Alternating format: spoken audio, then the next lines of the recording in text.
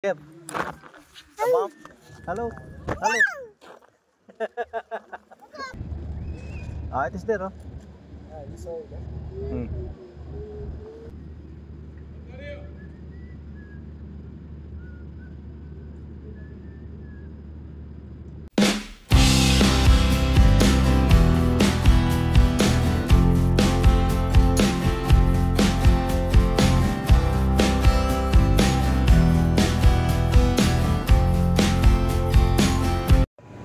Magandang araw mga kabayan. Pag naririnig natin yung salitang stork, ano ba yung pumapasok sa mga isip natin? Sa mga Pilipino, karamihan niyan ang maiisip yung candy. Candy na stork. Yung medyo maanghang, parang holes. Pero alam nyo ba na yung stork? Isang ibon yan. Isang malaking ibon. Dito, marami yan. Kaya nga lang, mayroong season lang na napakarami dito sa Kabayanan. Mayroong panahon na pag nawala sila dito sa Kabayanan, nandun daw sila sa mga malapit sa may mga ilog. Naisipan ko lang ding i-share dahil kaninang umaga, mayroong isang malaking marabou stork doon sa tapat ng bahay namin. Doon sa pinagkakainan ng mga pusa. Nung lumapit, nagtakbuhan yung mga pusa, natakot. Kasi ang laki-laki nga naman eh. Merong marabou stork sa labas, oh. Malalaking ibon yung ganyan. Tumataas daw yan ng mahigit 4 feet. At yung tuka, ang laki-laki, oh. Nung lumapit, nagtakbuhan yung mga pusa at yung mga dikdik eh. Pero madalang lang silang pumasok dito sa loob ng compound. Madami niyan dito, pero sa may labas.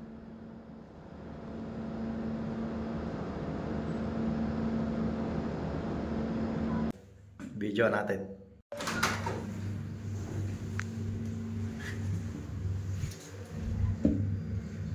Ayun, oh. Malaki yan. Ayun, oh.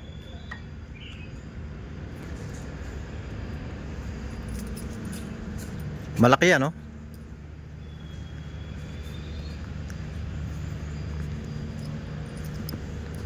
Lumayo eh. Takot din sa tao eh. What do you call that big bird? Roll. Huh? Roll. Roll? Roll, ah? Roll. In English, I know it's marabou. Marabou. Marabou stork. Marabou. You call it roll, ah? Roll. Roll. It's very big, ah? This is Mojang. Ah. This is Dinka. Dinka, ah? This is Bar. Okay, thank you. Squirrel. It's called roll in our language.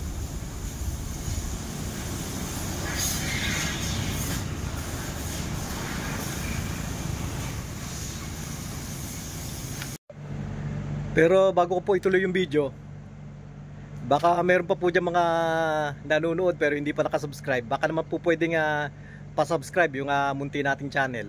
At kung sa Facebook ka naman nanonood, baka naman pwedeng paki-follow, like, at paki-share na rin po. At meron din nga pala kaming group chat ng mga ibang Pinoy vloggers dito sa Africa. Baka naman po pwedeng pakibisita rin po yung mga channel nila. Kanina nga pala, nagtsaa uli kami ni James doon sa may maliit na cafeteria, doon sa may ilalim ng malaking puno. Nakakalimutan ko na ipaalala na ako na yung maglalagay ng asukal.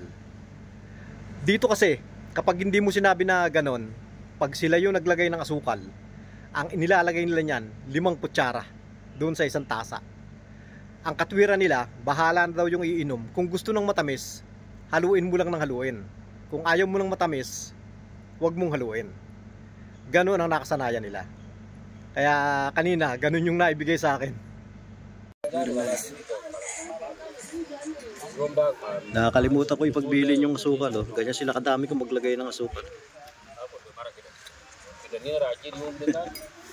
Ang dami, hindi ko na lang hahaluin.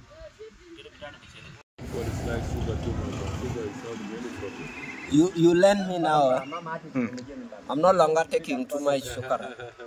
You didn't stir also, ah? Yeah, because what your father do, you do also. If you drink alcohol, I will drink. Noong minsan nakapagdala na ng malunggay si James. Yung kinuha niya doon sa may kamag-anak daw niya yon. Sa tapat lang nung workshop namin yun eh. Tawid lang ng kalsada, nandun na yung compound. Kaya nga lang may bakod. Sabi ko sa kanya, pag nakakuha uli siya ng mga malunggay, iluluto ko at kakain uli kami. Kaya kanina, yun nga, inaya ako, pumunta kami doon sa compound na yon. Kaya nga lang sarado. Abot naman doon sa may bakod, kaya nakakuha rin kami. Medyo madami-dami rin. Hello. Hello.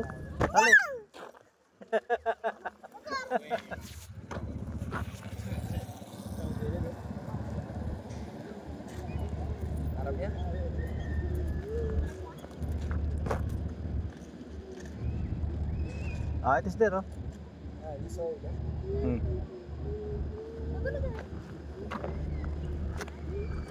Amar